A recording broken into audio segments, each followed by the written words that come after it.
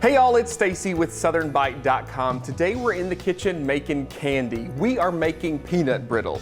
And while it seems a little intimidating, I promise you, with the right recipe and a little bit of confidence, you can make anything. We're gonna make peanut brittle. We're gonna start by heating a large skillet over medium-high heat. To this, we're going to add a cup of sugar, a half a cup of light corn syrup, and a half a cup of water. Now, one thing that you cannot make peanut brittle without is a great candy thermometer or digital thermometer. Now, you can use an old school candy thermometer, you can use a digital thermometer like this, or you can run down to the hardware store and pick up one of these great infrared thermometers. There's so many great uses for those, and candy making is perfect. So we're just gonna stir this together and heat this until it's bubbly. We're gonna bring this to the softball stage, which is about 235 degrees. All right, so we're right at that softball stage, 235. We're gonna add to this 2 cups of raw peanuts. These still have the skins on them. Now we're gonna stir this constantly because this has a tendency to scorch, and if we scorch this, we have to scrap it all and start all over again. This is one of those things where you have to stir constantly.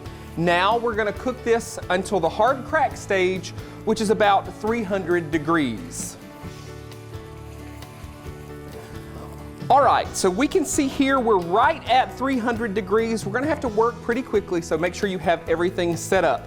At this point, you might notice a little bit of smoke coming off of here, and you may hear some of the peanuts start to pop. We're cooking them at that point, so you may see a little bit of change. You may even see a little caramelization in your sugar. But again, stir, stir, stir. I'm gonna move this off of the heat at this point. And to this, I'm going to add 2 teaspoons of butter.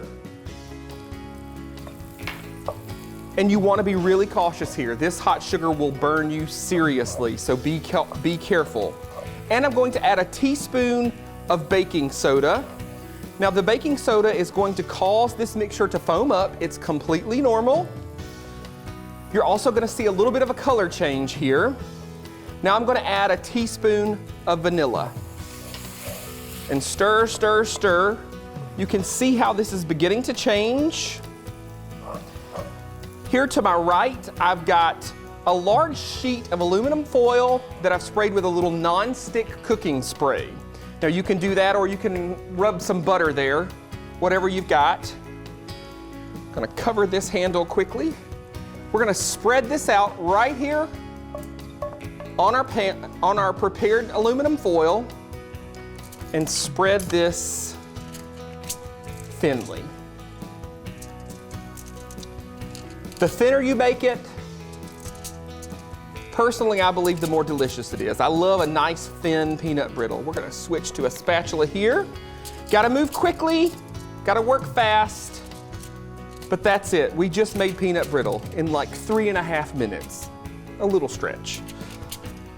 You can see how quick and easy it is. Like I said, it's a little intimidating, but if you have the right tools and the right recipe, it's a lot of fun. Y'all, you can get this recipe and tons more on my website at SouthernBite.com.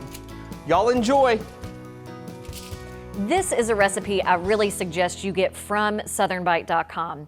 Since it's a little more difficult than most, Stacey has detailed step-by-step instructions along with pictures to help you be successful. Now while you're there, be sure to check out the hundreds of other recipes he's posted.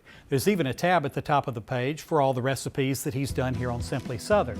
And a big thanks to the Alabama Peanut Producers Association for sponsoring the recipe for this favorite.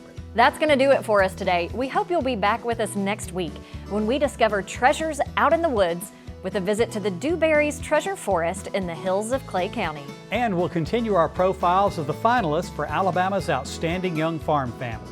Thanks for watching today. I'm Kevin Worthington. And I'm Mary Wilson. We'll see you next week.